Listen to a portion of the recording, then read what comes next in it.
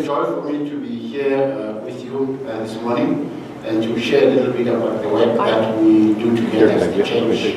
Not talk about the work that I do on behalf of the ELCA. Maybe I'll start with giving just a little introduction of myself, a little bit about my family, and then I can talk more about the work.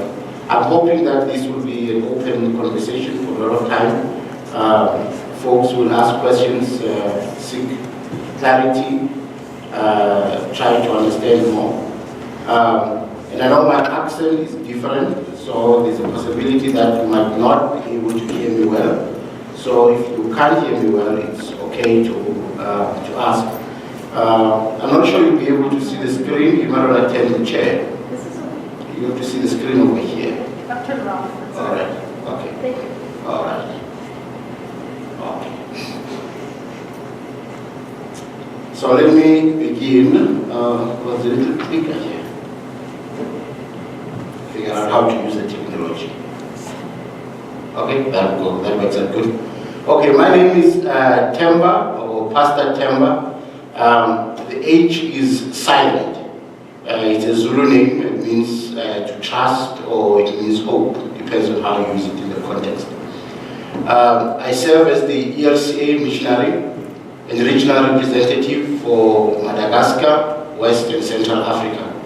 Our geography is a little bit confused if you look at the map of Africa, because Madagascar is all the way down here, and then West Africa is all the way down there in Central Africa. And I usually don't take responsibility for that. I blame the past missionaries of the ELCA. They are the ones who created this crazy geography based on the extent of work that they did.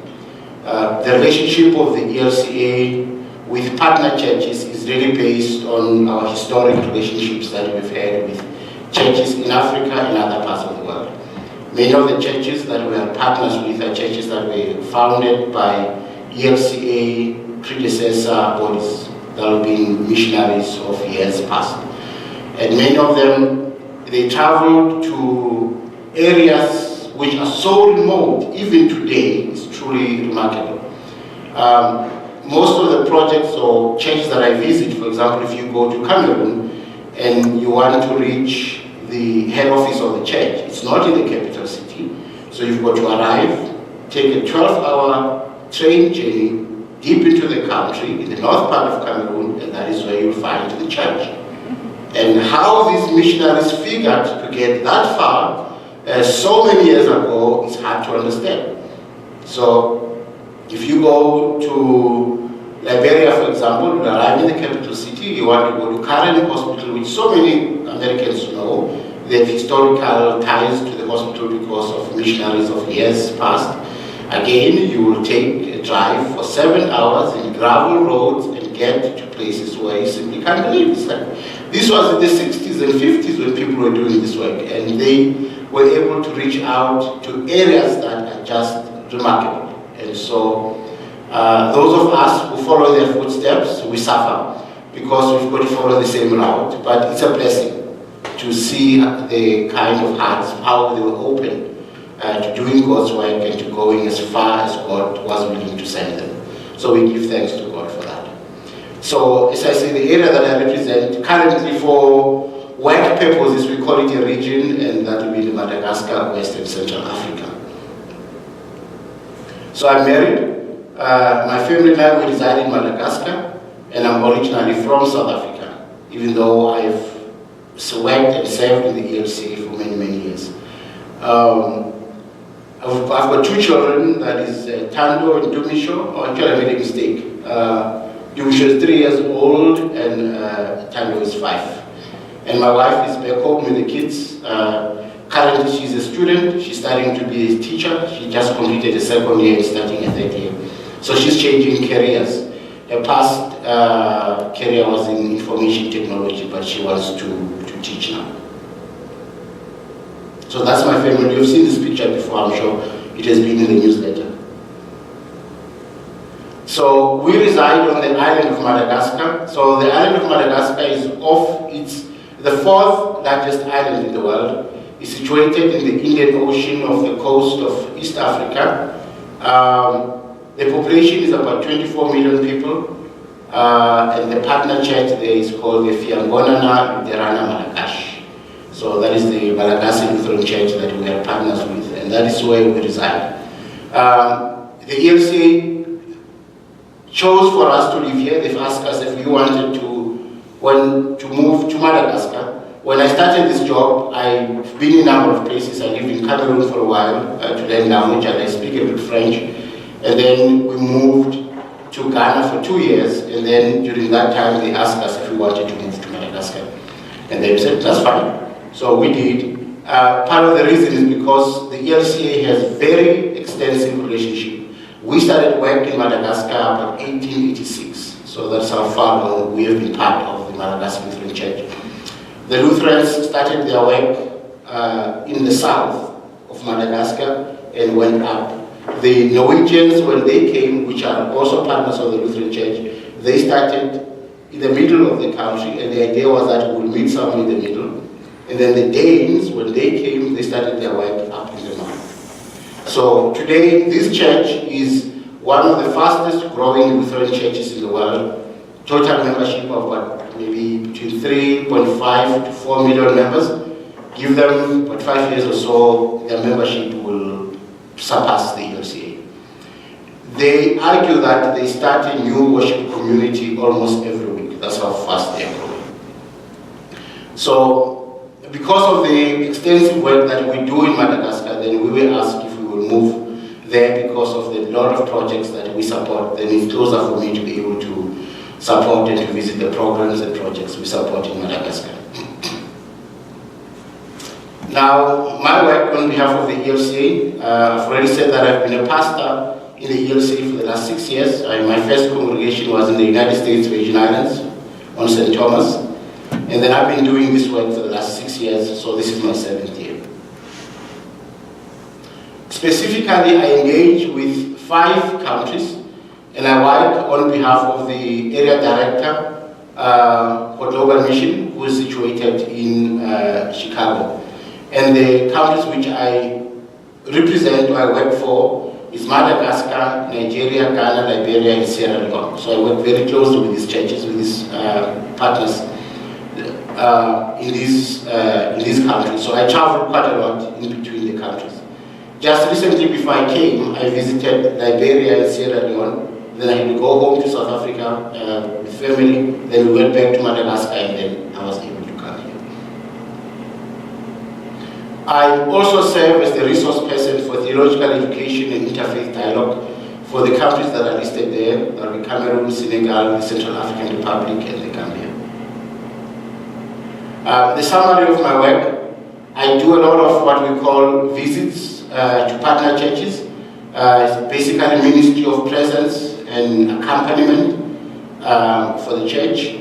I do a lot of site visits to visit the projects that we support as the church. A lot of work that I do behind my computer is processing grant requests. So your partners in this region, they send requests for funding for different projects that they want to do. And then we as the ELCA, we provide the grant support. So they will send me their requests, I'll process them, and then send that to Chicago with recommendations. I assist in processing also disaster requests that comes from our partners. So if there's a disaster in the area where I live or where I work, I'll be the first person that they will inform, and then typically we even know before they tell us, and then we'll figure out how we can work with them to release disaster response funds. We did that during Ebola, and we just did that recently in Sierra Leone. Many of you might have seen the pictures on the news when the side of the mountain in the capital city broke off and basically covered more than 350 houses and killed hundreds of people in that area. And the church had to respond to assist those who were affected during that time. And then I preach a lot whenever I'm invited to do so. I do presentations, I do workshops with our partners and so forth. And then I also do any other thing that I'm asked to do by the church. To talk a little bit more about the concept that the ELCA uses in our international relationship We call that model, it's basically called accompaniment. The idea that we have as the church, as the ELCA, for our international work, we say we try to walk together with our partners. It's based on the story of Emmaus, when Jesus Christ had been crucified, the disciples were walking away from Jerusalem, disappointed about what had happened. And then in support, they meet the stranger, they talk to the stranger, and then eventually they go to the house of the stranger and they break bread together. And at that time, they recognize that, oh, that man that was with was Christ. So it's based on that concept that we are walking together with our partners who are around the world. It's not spelled correctly, but we try to be present with our partners. We try to be available for our partners. That's the other thing that we do as a church. We try to be in solidarity, that to live in unity, so that the Church of God is one around the world. And we try to practice the ministry of interdependence, that we need each other for God's mission. And we also try to uphold mutuality, fairness, and empathy in decision making. So this is the way in which we as the church try to project ourselves, and this is who we try to be when we work with other folks around the world. So just to say a little bit more about the ministries that I do, so more specifically, and I'll show you a few pictures, and as you'll see, this was a visit that I did to Nigeria. This gentleman here, many of you might know, that will be the General Secretary of the Lutheran World Federation internationally. So the visit that we did was a solidarity visit. You have heard about the problems of Boko Haram in Nigeria, and many of you know about the lost girls, the number of girls that got lost and were abducted by this terrorist organization.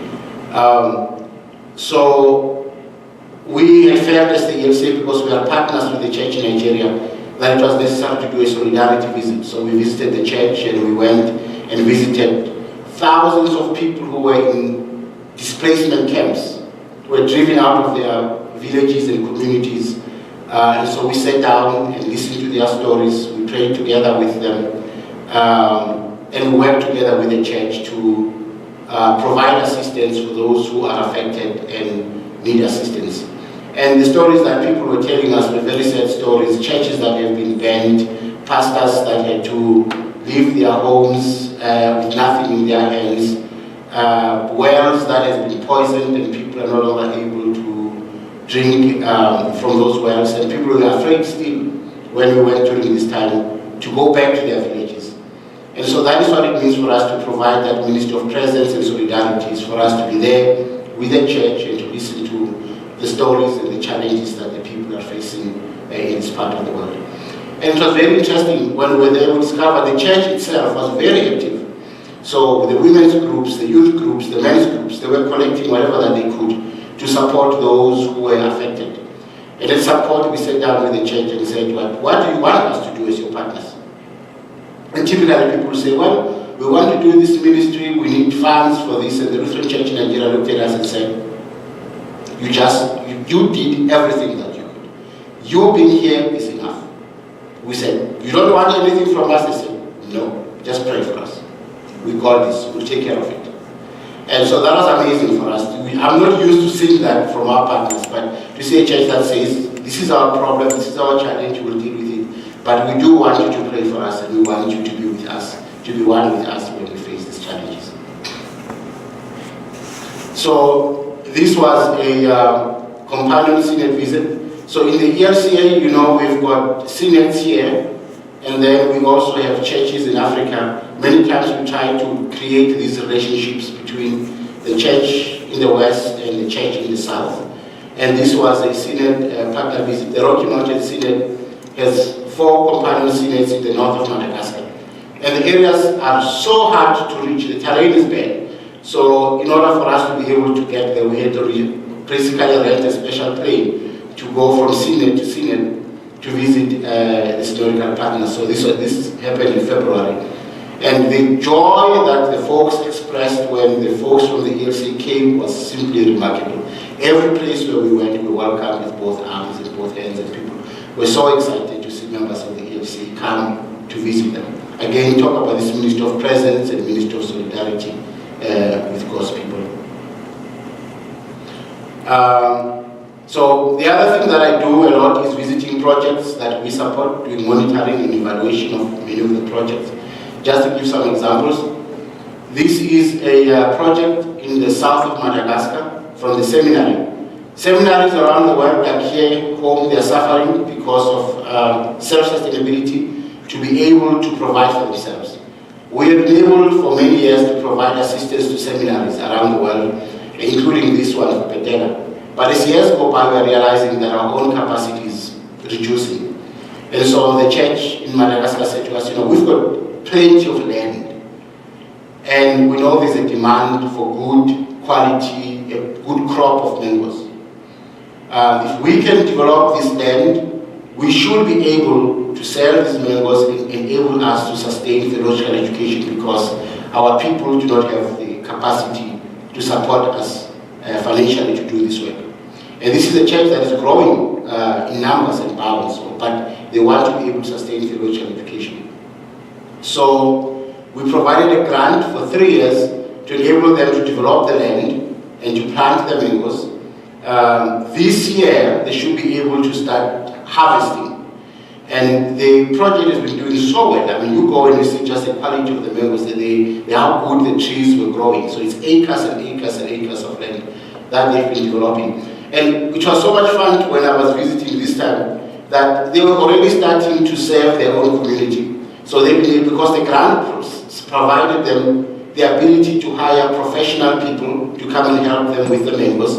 Like, so they also started a nursery where they were developing good, what do you call that, the small trees that people can then plant and then produce mangoes. And so the trees were being done for different communities. The communities were coming and asking for the mango trees that they can go and plant in their own yards, so that they can also do what the seminar was doing. So this was already having an impact in the community even before the project itself can start producing. So that was really exciting for us to see. So this is the work that the ELCA does through your support and benevolences in Madagascar.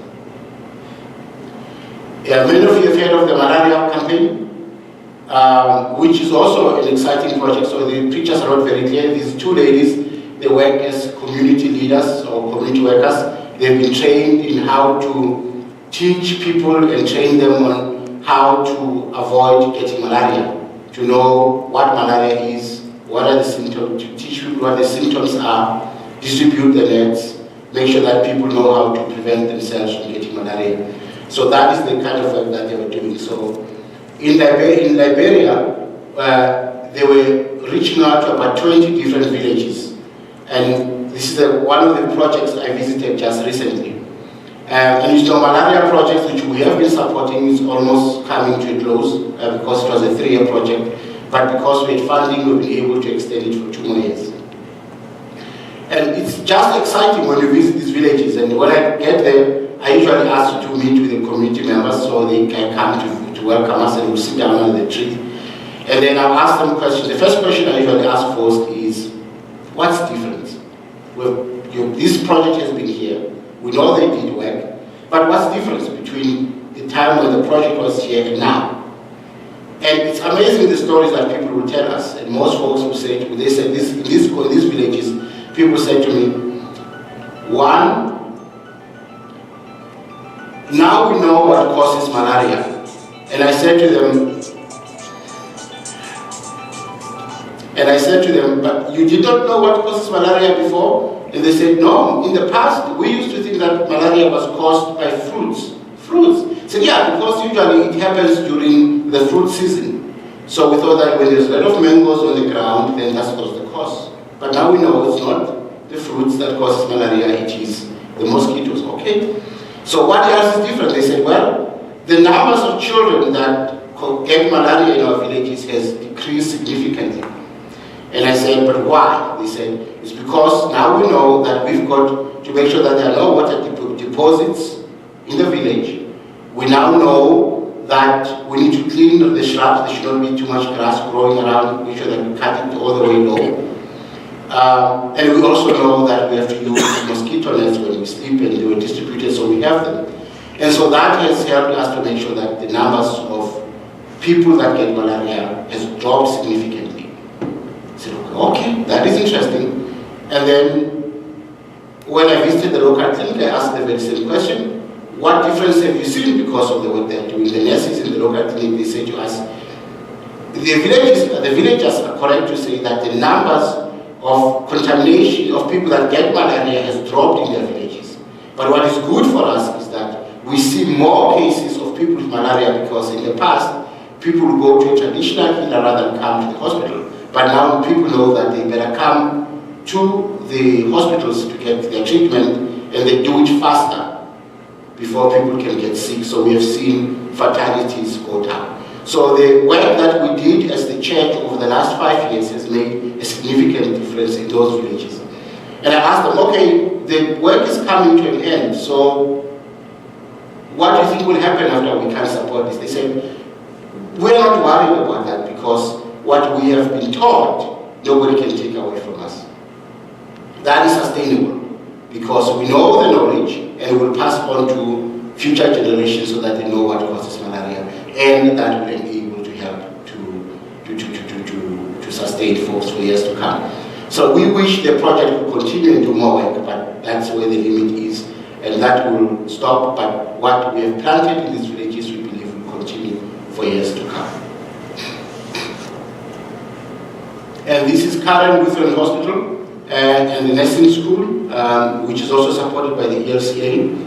The nursing school was started, both of these institutions are in Liberia. They were started by Lutheran former missionaries, and we continue to provide grant support to the hospital. And what is amazing about this hospital is that when Liberia went through Ebola, all institutions, medical institutions, had to shut down because of the high number of nurses and doctors that were dying. Because if you try to help people and you don't have protective gear, then it meant that a lot of nurses would die because of it. And many nurses at that time, they ran away from their work and said, we can't do this because this is killing us. But during that time, the only hospital that stayed open in Liberia was Karen Lutheran Hospital, which was started by the ELCA, and we still continue to provide support. So this was, you could imagine, it's a country of more than 5 million people, only one hospital stays open, and that is the hospital that we support. So that says a lot about the kind of work that we do as the ELCA around the world.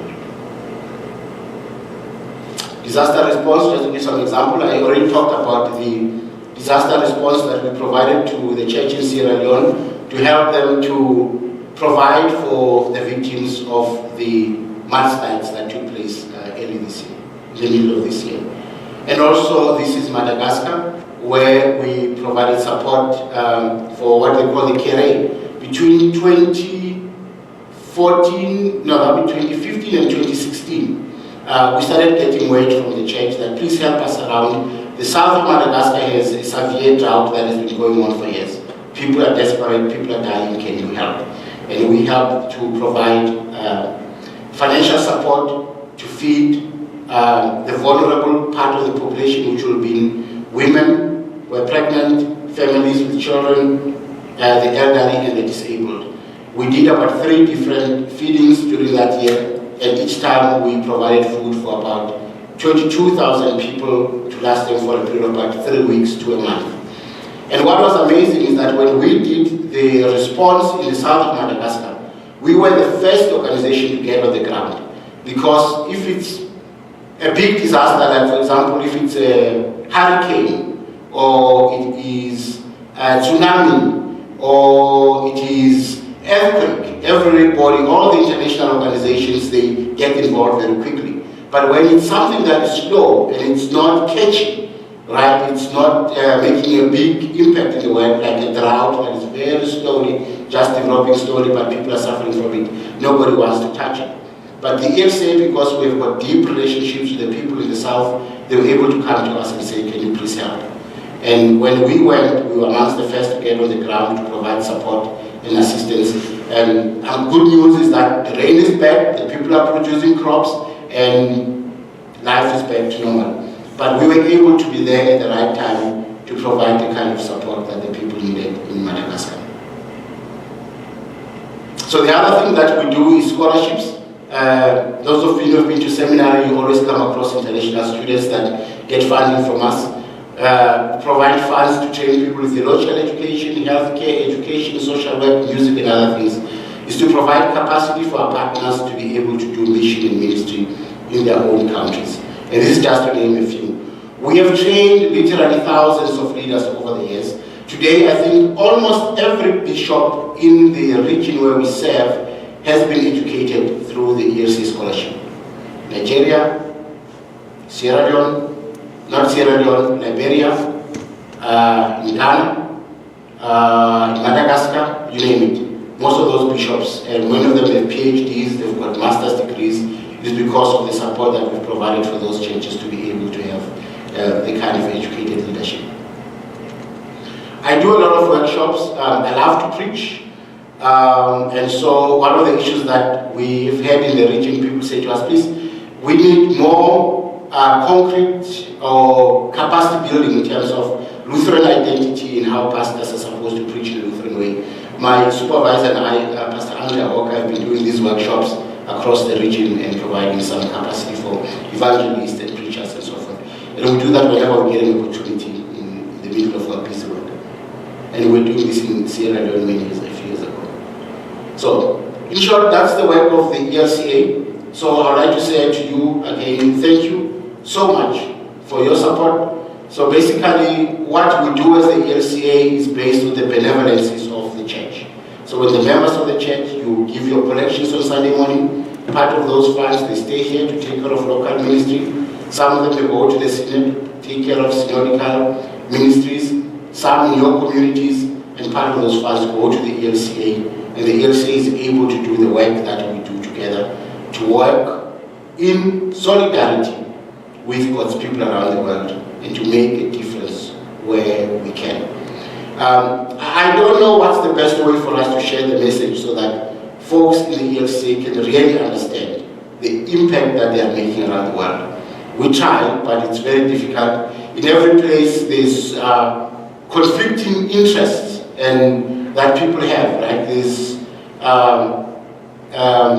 good things that are happening, lots of needs, lots of challenges, and people are overwhelmed with information. But we do a lot of really good work, and I just don't know what's the best way for us to share the information so that people can really know what they are doing in the world, so that they can be excited about what they're doing and continue to support the work that we do together as the church. And in conclusion, I want to say to you, thank you on behalf of all the folks that I serve. Every country where I go, people say to us, please tell the folks, tell the ELCA members, we are so grateful for their support. In February, when the Bishop of Illinois visited the south of Madagascar, just coincidentally, he was there at the same time when we were doing the last distribution of seeds, because it has started to rain, and so the folks were getting their seeds to go and plant. And so he was surprised that when he got to villages, and he was just surrounded by folks who were so excited to see him, to give thanks to him, and to say to him, make sure that you folks know that it was the ELCA that was here for us before anybody else could come to our aid. And when they produced their first crops, I was getting cell phone pictures saying, look at us, we now have food, we can feed ourselves without needing any help. So I was seeing these pictures of melons and beans, and the markets were full. And that was the difference that the ELCA has done, that now villages were now standing on their own because of the work that we do together. So I say to you, thank you, and please pass on this message of gratefulness for the work that we do together as a church. So thank you very much. I hope that was clear, and I'm open to conversation and questions and other